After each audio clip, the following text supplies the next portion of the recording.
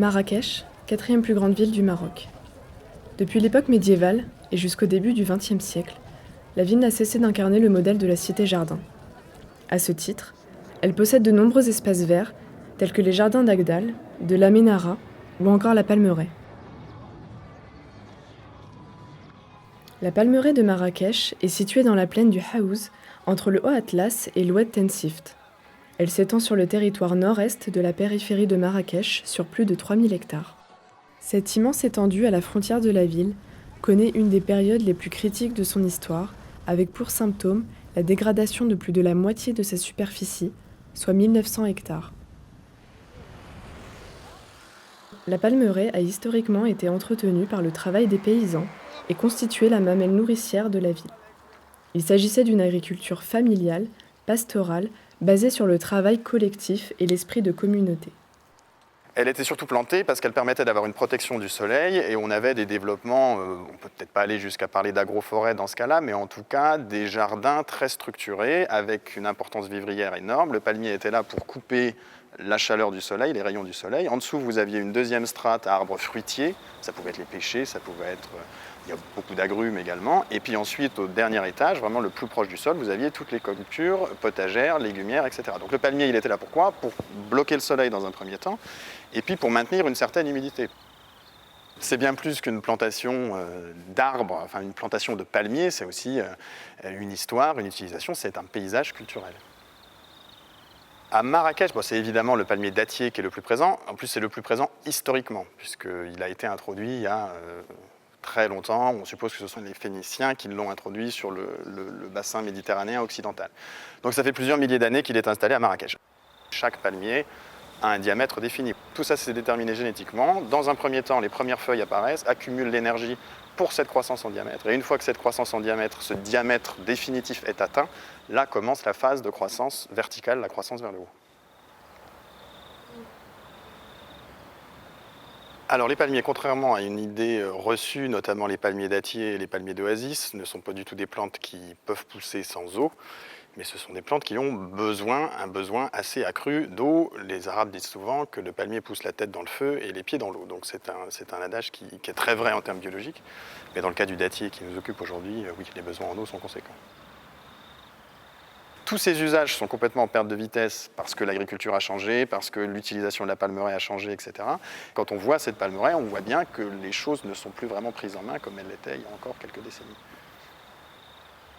La palmeraie, jusqu'il y a quelques décennies, était complètement exempte de construction.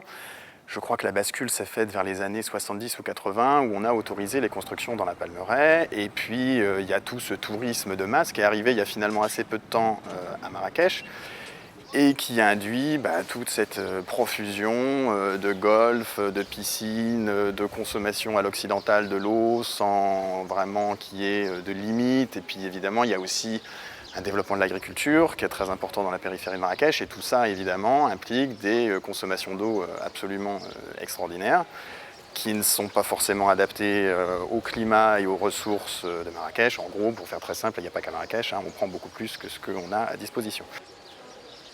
Le paysage de la Palmeraie est désormais marqué par un mitage de l'espace. On distingue des zones dégradées, relativement étendues, d'autres marquées par l'urbanisation, par les complexes touristiques ou encore par la mise en culture. Des zones conservées subsistent, à cheval entre ces zones urbanisées et touristiques. En l'état actuel, tel que le tourisme est conçu et tel que l'offre touristique s'est structurée à Marrakech, on n'arrivera jamais à faire coexister des systèmes aussi opposés dans leurs besoins et dans leurs impacts mutuels. Par contre, ça ne veut pas dire que le tourisme est complètement antinomique avec préservation de la biodiversité, bon état des systèmes naturels, etc. Il faut simplement redéfinir ce qu'on offre aux touristes, ce que les touristes veulent trouver, et quel est l'impact écologique de ce tourisme tel qu'on le définit. En accueillant plus de 2 millions de touristes en 2013, Marrakech s'est affirmé comme pilier du tourisme et du loisir au Maroc. Tout au long des nombreuses routes qui parcourent la Palmeraie, les touristes se voient proposer des balades à cheval, en quad ou à dos de dromadaire. Un circuit pédestre de 5 km a aussi été créé pour guider les visiteurs sur les sentiers. Face à l'affluence, le nombre de complexes touristiques ne cesse de s'accroître. Parmi eux, le Club Med de la Palmeraie. Le Royaume du Maroc souhaite vraiment développer le tourisme, nous aide au quotidien, dans notre travail en fait, au quotidien, et souhaite développer cette activité qui représente énormément pour lui, à savoir que Marrakech est la première destination touristique du Maroc. Si une personne coupe un palmier, ou est prise en flagrant délit de couper un palmier, c'est un crime. C'est spécifique à Marrakech. Les routes ont été faites pour éviter en fait les palmiers. Donc le village a été construit en fonction des palmiers. C'est-à-dire qu'on n'a pas coupé un palmier, on a simplement dû, à 2-3 reprises, déplacer des palmiers afin d'avoir une belle structure pour le club. Il y a une loi au Maroc qui nous interdit de toucher aux palmiers. On n'a pas le droit de couper un palmier, on n'a pas le droit de, même pas surprise, c'est compté, c'est réglementé et on est très surveillé là-dessus. Face à la dégradation de la Palmeraie, le roi Mohamed VI a confié en mars 2007 à la princesse Lalla Hasna, présidente de la fondation Mohamed VI pour la protection de l'environnement, le plan de sauvegarde et de développement de la Palmeraie de Marrakech. Une pépinière a été mise en place. Elle a déjà permis l'implantation de 500 000 jeunes palmiers. Dans le cadre du plan de sauvegarde, de nombreux jeunes palmiers récemment plantés s'épanouissent au milieu des anciens, formant un paysage contrasté que l'on retrouve un peu partout et qui témoigne de l'impact du programme. Ils sont irrigués grâce à un système de petites cuvettes en réseau qui entourent individuellement les palmiers. Ces cuvettes sont ensuite mises en eau par des tuyaux reliés à des citernes. Depuis 1000 ans, les Almoravides ont installé la Palmeraie de Marrakech, ça fait à peu près un millénaire.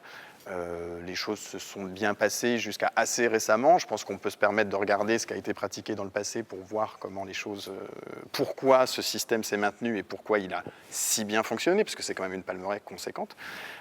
Et puis par rapport aux menaces actuelles, l'eau, mieux gérer l'eau. Alors Marrakech fait quand même des efforts, le tableau n'est pas si noir que ça, les eaux grises ont été autorisées pour l'irrigation des golfs, etc. Donc il y a quand même des efforts de fait, mais je pense qu'on peut aller beaucoup plus loin. Et puis je pense que réintroduire de l'agriculture traditionnelle permet aussi de maintenir des sols en meilleure qualité et aura certainement un impact positif à la fois sur l'économie locale et sur l'agriculture vivrière locale et à la fois sur le maintien en une meilleure santé de cette palmeraie.